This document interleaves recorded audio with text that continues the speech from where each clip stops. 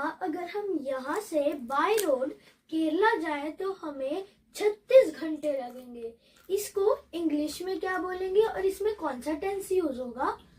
हाँ, इस सेंटेंस में अब देखो, तुम बात कर रहे हो अभी हम जाएंगे, फिर हम जा रहे होंगे, यानी कि प्रेजेंट में, यानी कि पास्ट में हम चलेंगे, फिर प्रेजेंट में भी हम जा रहे होंगे और फ्यूचर में कहीं जाकर हम वहां पर पहुंचेंगे। तो अब इस सेंटेंस में जो है कौन सा टेंस लगेगा, आज हम उसी पे वीडियो बनाएंगे। इस छोटी सी हमारी स्टोरी से आपको थोड़ा थोड़ा तो अनुमान हो गया होगा कि हम किस टेंस की बात कर रहे हैं। चलो मैं ही बता देती हूँ। तो आज हम फ्यूचर परफेक्ट कॉन्टिन्यूअस टेंस पढ़ेंगे। पिछली सीरीज में मैंने आपको प्रेजेंट परफेक्ट, पास्ट परफेक्ट पढ़ा दिया और अब जो है हम फ्यूचर परफेक्ट कॉन्टिन्यूअस टेंस पढ़ेंगे। तो इस टेंस की जो आइडेंटिफिकेशन है वो वैसे तो हम लिखते हैं रहा होगा, रहे होंगे, रही होगी, लेकिन हमें कई बार इस तरह के सेंटेंसेस भी आ जाते हैं कि हमें पता नहीं लगता और समझ नहीं आता कि ये जो टेंस है, सेंटेंस है, वो किस टेंस में है। तो उसी उलझन को पहले मैं आपकी को सुलझाती हूँ। तो जैसे हमारा ये टेंस है फ्यूचर परफेक्ट कॉन्टिन्यूअस टेंस, जैसा कि मैंने आपको जो छोटी सी स्टोरी बताई हमने, उसमें जो सेंटेंस हमने बोला, तो उसके अकॉर्डिंग हम कोई काम शुरू हो चुका है, वो पास्ट में शुरू हो चुका है, यानी कि जैसे मैं अभी हमने गाड़ी चलाना शुरू कर दिया है और उसके थोड़ी देर बाद मैं देख रही हूं कि जिस डेस्टिनेशन पे हमने पहुंचना है वहां पहुंचने के लिए हमें 36 आवर्स लगेंगे। तो अभी मैं पास्ट में हमारी गाड़ी चलाना शुरू हो गई है, प्रेजेंट में मैं उस चीज को देख रही हूँ, गूगल मैप, आजकल बहुत सी टेक्नोलॉजी है, तो उसके साथ मैं देख रही हूँ गूगल मैप से कि मुझे वहां पहुंचने में लगभग 36 घंटे लगेंगे। तो अब इस सेंटेंस को मुझे इंग्लिश में ट्रांसलेट करना है, लेकिन समझ में नहीं आ रहा कौन सा टेंस है। तो ये जो टेंस है वो होगा फ्यूचर परफेक्ट कॉन्टिन्यूअस टेंस। अब देखिए, पास्ट में हमारी कोई एक्टिविटी हो रही है, इसे थोड़ा सा समझिए आप। पास्ट में हमारी कोई एक्टिविटी हो रही है, प्रेजेंट में वो ऑनगोइंग है, चल रही है, फ्यूचर में किसी एक पॉइंट ऑफ टाइम पर वो जो है वहां पर खत्म हो जाएगी, एंड हो जाएगी, यानी कि ongoing future activities and here, यानी कि फ्यूचर में वो एक्टिविटी जो है खत्म हो जाएगी किसी एक पॉइंट ऑफ टाइम या पीरियड ऑफ टाइम के अकॉर्डिंग। तो वो हमारा, अगर इस तरह का कोई सेंटेंस आपको आ जाता है तो वो जो है फ्यूचर परफेक्ट कॉन्टिन्यूअस टेंस का सेंटेंस होगा। तो मैं आपको कुछ एग्जाम्पल बताती हूं। जैसे कि मैंने लिखा है, अगले साल मुझे यहाँ काम करते हुए 4 साल हो जाएंगे।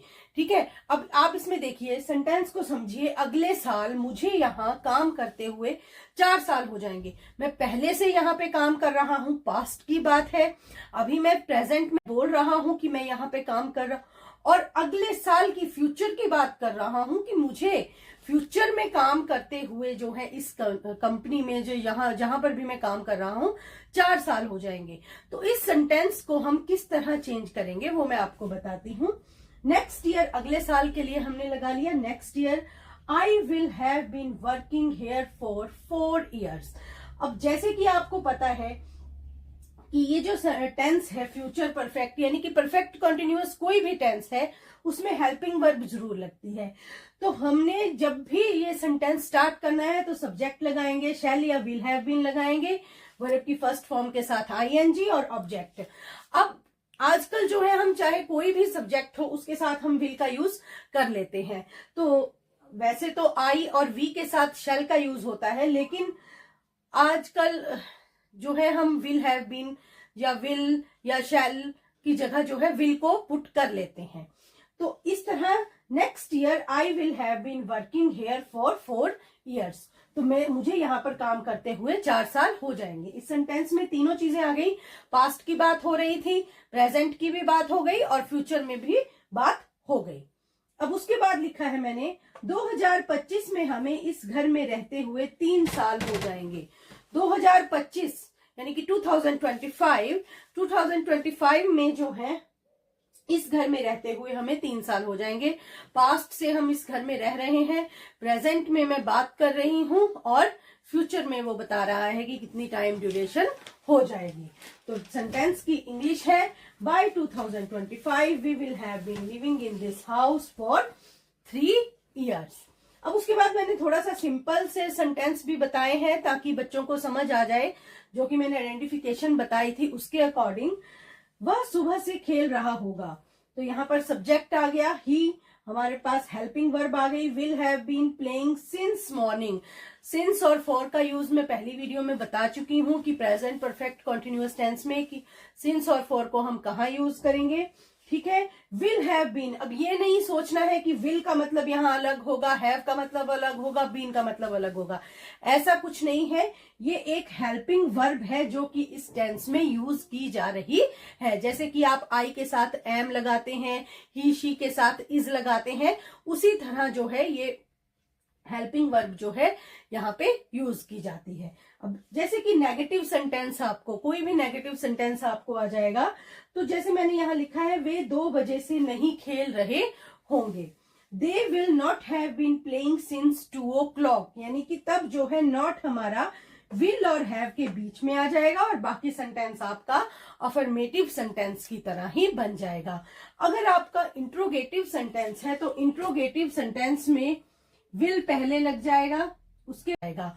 अगर आपका इंट्रोगेटिव सेंटेंस है तो इंट्रोगेटिव सेंटेंस में विल पहले लग जाएगा, उसके बाद आपका सब्जेक्ट लगेगा, उसके बाद आपका हैव बीन, और उसके बाद जो भी आपका सेंटेंस का जो सीक्वेंस होता है वो उस तरह आपका आ जाएगा। तो इस तरह हमारे इंट्रोगेटिव सेंटेंस बन जाएंगे। अब जैसे यही सेंटेंस है, क्या वह सुबह से खेल रहा होगा, will he have been playing since morning, ठीक है, विल पहले आ जाएगा, will he have been playing since morning.